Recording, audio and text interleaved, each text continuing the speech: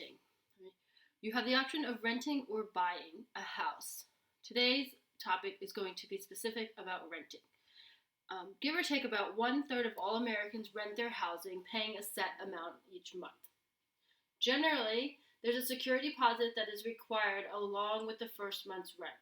This deposit ensures the owner against any financial loss caused by the renter. So, whether that means you don't pay rent or if you damage something within the house, they have money to help cover the cost of whatever that is.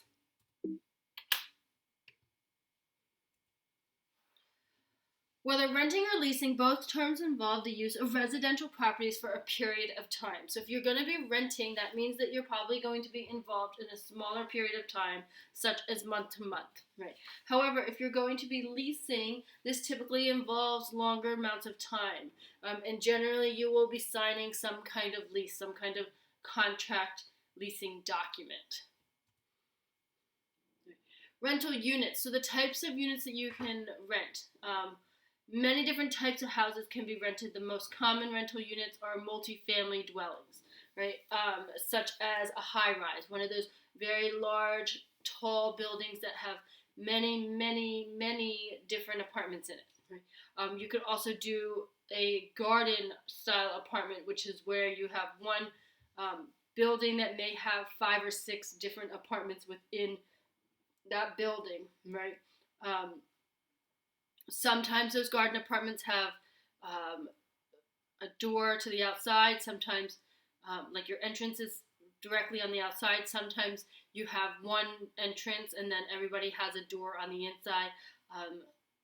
There's a variety of different ways of unit types. You could also rent a full house if it's being rented out. But when you go to do the rental, you want to obtain a rental inspection guide to help evaluate your rental unit. So when you go and you're looking for a rental, you want to look at the actual physical property itself and kind of check and see that you're okay with all of these things. Okay, we will talk more about that specifically in class. In addition to using this inspection guide, you want to ask some of these questions. Number one, what is the rent per month? Right? Is this amount something that you can handle to pay? Right? When is this rent due? Right? Making sure you know whether it's due on the 1st of the month, the 15th of the month, the last day of the month, whatever it is. Right? Is there a security deposit required? Some places require that security deposit. Some places do not. It just depends on where you're renting and who you're renting from. And then the question is that how and when will this security deposit be returned if there is no damage? Another couple questions to think about are, what are the expenses beyond the rent? Right? Utilities. Are you responsible for paying for electric or gas or water or sewer? Right? Other things might be storage space. So if you have a very tiny apartment, is there storage space somewhere else within the building? If there is that included in your rent, or do you have to pay extra? Another big thing that you may have to think about is whether or not you have parking. In many places, particularly in Arlington and DC, it's extra money to get a parking spot. Air conditioning. Is that a priority to you? Typically, if you live in one of those high-rise buildings, the ones that are really high with hundreds and hundreds of apartments, there's probably going to be air conditioning provided in those. Right? But if you live in a smaller dwelling where maybe there's only 2 or 3 apartments, that doesn't necessarily mean that there will be air conditioning. Right? It also would depend on where you're living. If you're living up northeast, Maine, Massachusetts, Vermont, it's very, very common not to have air conditioning. But if you live south, you're going to probably think that is going to be a normal thing to have. Right? In Florida, Georgia, even in Virginia, air conditioning is kind of a typical thing to have. All right. The other things to think about: TV, internet connections. Number one, is your place wired for this? Right? And if so, is that included in the rent, or do you have to pay beyond your rent in order to get TV and internet, right? And are there any other related expenses, right? Right, the written lease, right? This is the document that you're signing saying, yes, I agree to all of the things in here in terms of being the person who's leasing or renting out this place, right? So make sure you examine and understand your lease before signing it and getting the keys to the apartment. This document states the responsibilities of the lessor and the lessee, right? The person who is leasing out the apartment, the lessor, and then the lessee, the person who is renting the apartment or leasing the apartment. Right? So making sure that you understand and you agree to abide by all of these responsibilities. So your lease should include your location. So what is the address that you are renting or leasing from? Right? What the rental amount is. The security deposit, if there is one.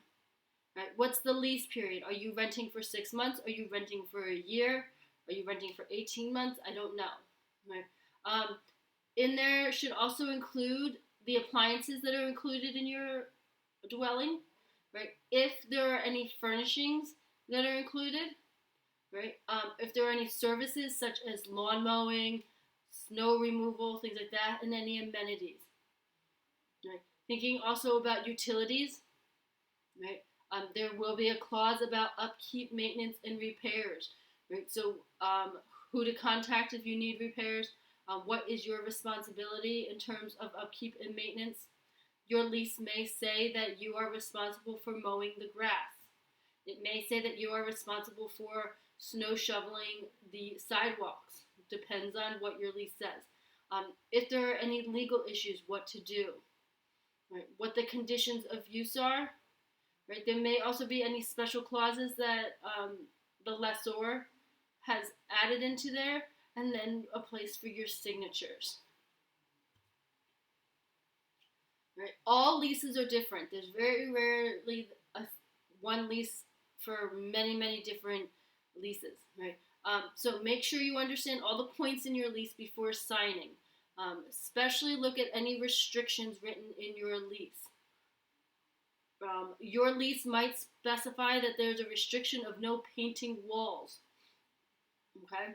So you may not be able to go and paint your wall a pretty pink because that's your favorite color. You have to look at your lease and see if that's available. Right? A renters association can help potential lessees understand any parts of the lease that may not be clear, right, depending on if there's a renters association available to you. Assigning or subletting a lease. Right? Now, if you decide as the renter that you need to move out early on the lease that you signed, you have 3 options, which includes, number 1, continuing payments until your lease is over. Right? So continuing to pay for the last 4 months of rent. Right? Or assigning the lease, meaning you can assign it to somebody else and they will take over the responsibilities of your lease. Or you could also sublet your lease, which means that you ultimately are still responsible for the lease, but there is somebody else living in the dwelling. Okay? So you need to talk to your landlord about these options before moving out early. See if any of these options are available. Right? The responsibilities and rights of renting. Right? Both the renter and the landlord have responsibilities and rights. 2 legal consequences of a lease violation include, number 1, a breach of contract, and number 2, an eviction. Right? Now, these legal responsibilities and consequences are based on the state you are living in. Right? So currently we're living in Virginia.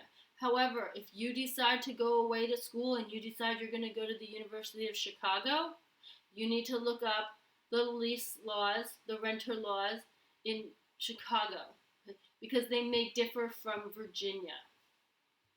However, the breach of a contract, this occurs when either the landlord or the renter fails to fulfill the promises in that lease, right? Such as a breach of contract by the renter to fail to pay rent. So if you do not pay your rent, you are in breach of contract.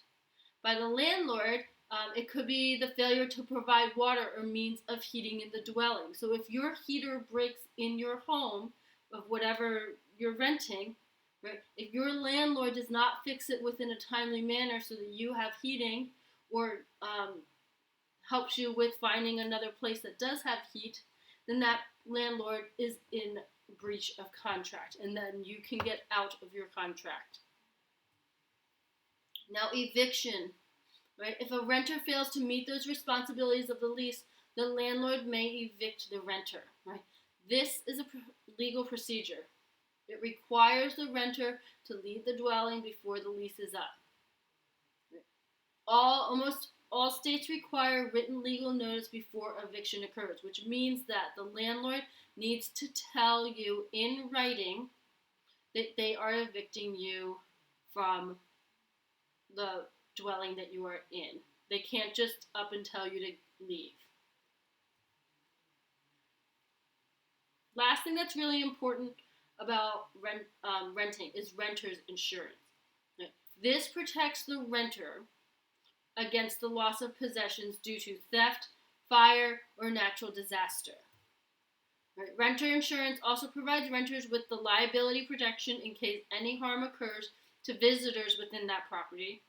Right? And college students may be able to get renters insurance that is linked to their parents' home owner's policy. Right? So when and if you're looking for renters insurance, that is something that is typically found within the homeowner's policies. So I use Progressive, right? So when my husband and I were in Cambridge, we got renters insurance through Progressive. When I was younger, in my first apartment, right out of college, I didn't have renters insurance. And actually my bedroom caught on fire by accident by a candle, and we ended up with a lot of smoke and fire damage. And so the homeowner's insurance policy of the couple that I was renting from, their homeowner's insurance policy came after me because I was the one who was responsible for the damage of the property. And because I didn't have renter's insurance, I ended up having to pay out of pocket the damage that was to fix the damage that was caused by the fire. Had I had renter's insurance, that would have been covered under my renter's insurance, and I wouldn't have had to pay thousands and thousands of dollars out of pocket from the fire.